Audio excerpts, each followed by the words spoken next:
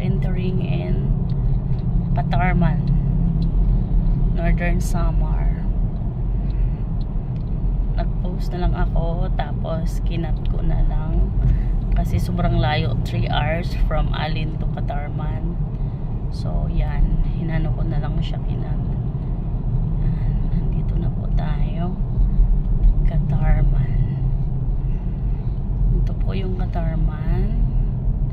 Minsan traffic dito, minsan naman gagaya nito medyo maluwag-luwag. Yung papunta doon, going to airport Katarman yun. Ngayon dito tayo liligo para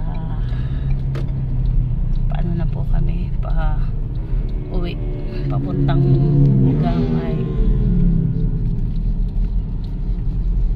Medyo malayo po pa yung lugar namin kasi marami pang town na dadaanan.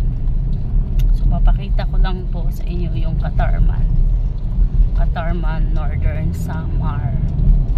Ayan po siya. Today medyo maluwag-luwag. As nakikita nyo, mas marami yung mga habal-habal or motor. Kasi dito yan yung normal na transportation din po, yung ganyan habal-habal. Medyo makulimlim na rin dito sa Katarman at ano na tawag nito, medyo umaulan-ulan na ng konti. Yan, tapos na ako kumain ng ano, ng tawag nito, ng kalapi or snake fruit. Medyo sumakit yung tiyan ko kasi sobrang asim na matamis. Parang ayaw kasi tigilan, sarap-sarap kasi kahit maasim, parang nakakaadik yung asim niya. Kaya yun, medyo nabusog ako, pero hindi naman masakit na masakit yung tiyan ko. Parang nabusog lang ako. Medyo maasim pa nga yung ano ko, bibig ko, pero okay lang, carry pa. Yan.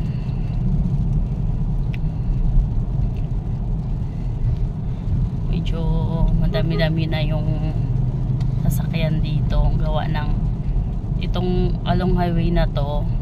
Dito dumadaan yung mga galing Maynila na mga trucker, pati buses from Manila papuntang mga provinces.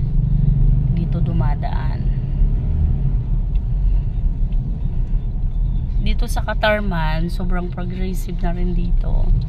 May mga fast food na rin, kaya ng Mang Inasal, Jollibee, McDonald's at iba pa. Pero ewan ko bakit still town lang, hindi pa ginagawang city. Hindi ko alam yung reason, pero yun, inopin ko lang sa inyo. Yan na siya, mga bus. Tapos nakikita nyo, papuntang mga provinces yan. Yung kumanan kami, dito kami sa kilid, hindi kami papasok sa pinaka-town niya, sa loob. Yan, medyo ano na siya, yung panahon, makulimlim na, tapos ulan-ulan na ng konti. Nakikita nyo yung sa gilid-gilid na maraming sasakyan at saka what's it called, motor. It because ano tawag nito, sabong na naman, ganun dito sa province. Siguro naman nakikita nyo yung other videos, sinasabi ko lagi, pag may nakikita kayong kumpol-kumpol ng mga motor, alam nyo na yun, sabong yun. Sasabong-sabong sila. Uso dito yung sabong legal. Ayan, tapos papunta doon yung pinuntahan namin, di ba, sa may Gandara, papunta yun doon.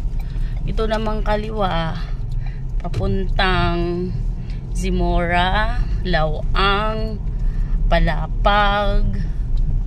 Itong highway na to, papunta na sa amin Gamay. Yan ay si McDonald's. Yan itong yan ang Katarman.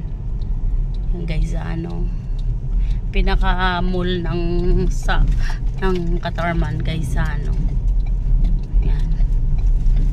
Sorry sa medyo may mga bubo. Pupunta kami ng guys ganano ko dili. Sige, dadaan kami ng guys drop kami.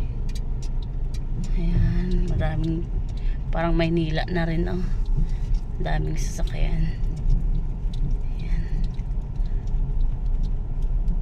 So update ko mamaya.